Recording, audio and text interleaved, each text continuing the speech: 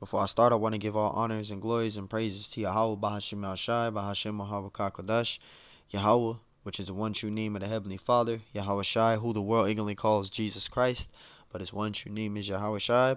Double honors to the elders and apostles of Great Millstone, because those are the men who I learned this truth from through the spirit and power of Yahweh Bashim El Shai. Peace, blessings, salutations to the hopeful elect, and shalom to you, sincere brothers scattered abroad, pushing forth this word in truth and sincerity. I am the brother Mashiach Arazakah from the servants of Yahweh Yahweh Shai Camp, Las Vegas, Nevada branch. And pretty much this lesson is going to be titled as we are to um, measure the times diligently in itself. Salakia. This lesson is going to be titled as measure the time diligently in itself. Alright, we are to not be comfortable. We are to look at things that are taking place on the earth, remaining focused and etc. So this is a quick hit. We're going to get a couple of scriptures out and end it with that. But yes, we are to measure the times diligently in itself. We are to be those newscasters, right? As the scriptures say. So Lord willing, this lesson is edifying. Romans 13 and 11, it says, and that knowing the time, that now is a high time to wake up out of sleep, right? This isn't talking about physical sleep. It's talking about spiritually. You have a lot of Israelites that's treating this place as it's just a normal day. Everything is great. Everything is just a big success. And it's not. There's actual things going on the earth. There's a lot of mayhem, wars, right? A lot of inflation, a lot of hard times that we're in right now. So, you're in the mind of La La Land when you should be knowing the time that we are in. We are in the last days, right? The end of age. It says, for now is our salvation nearer than when we believe, right? Now is our salvation nearer than when we believe, because we're not too far away. We are in these last days, right? We've been in the last days. Genesis 49 and 1 mentioned that. This is Genesis 49 and 1. It says, and Jacob called unto his sons and said, gather yourselves together, that I may tell you that which shall befall you in the last days. Come on. Now, word befall goes into the Hebrew word bakwaya'ah, which means encounter. And that word last, it goes into the meaning of the word akhrayath, which means future prophecy, right? Near future event. It says that I may tell you that which shall befall you in the last days. So we've been in the last days. We've been in the last days since the Messiah stepped foot on the scene. Hebrews 1 and 2. And it says, have in these last days spoken unto us by his son. See, so we've been in the last days. We've been in the last days since the Messiah stepped foot on the scene. So we are to measure the times diligently in itself. Look at the things that are taking place on the earth, right? So we don't know when the world's going to end, because we don't know when the world's going to end. But we got to look at the signs. And one way to do that is to measure the times diligently in itself. Look at the things that are taking place on the earth. It says, whom he have appointed heir to of all things, by whom also he made the worlds. See? So we've been in the last days. We've been in the last days since the Messiah stepped foot on the scene. See, so we are to measure the times diligently in itself. All right, we are to be focused, not comfortable. This is Colossians 3 and 2. And it says, set your affections on the things above and not of the things of the earth. See, set your affections on the things above. So we are to be focused on this truth. We are to be focused on Yahweh Bashim Ashai.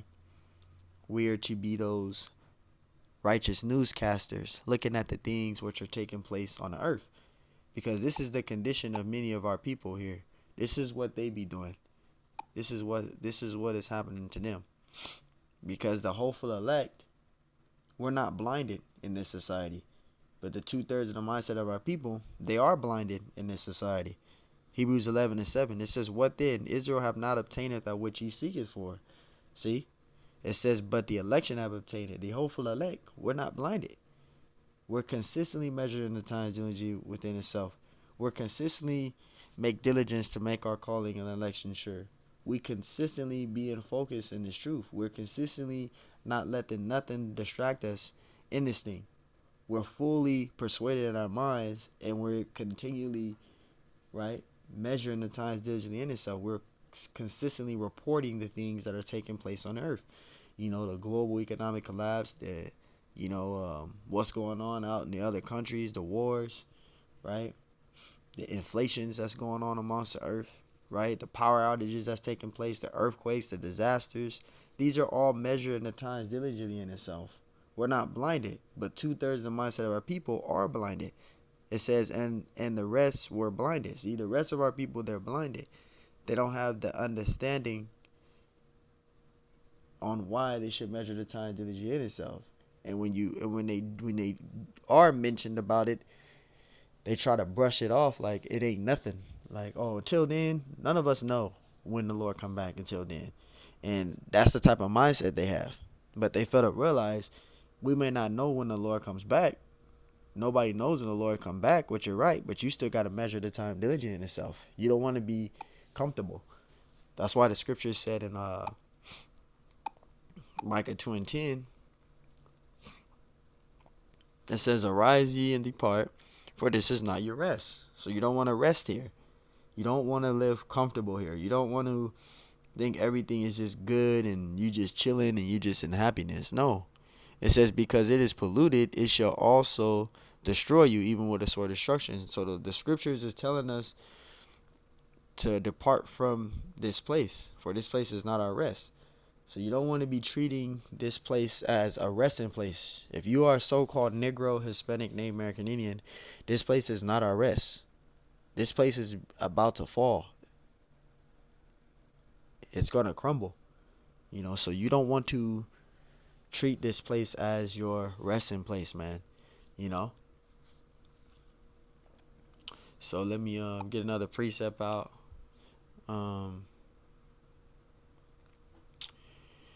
Wrap it up with this right here. Get out that precept.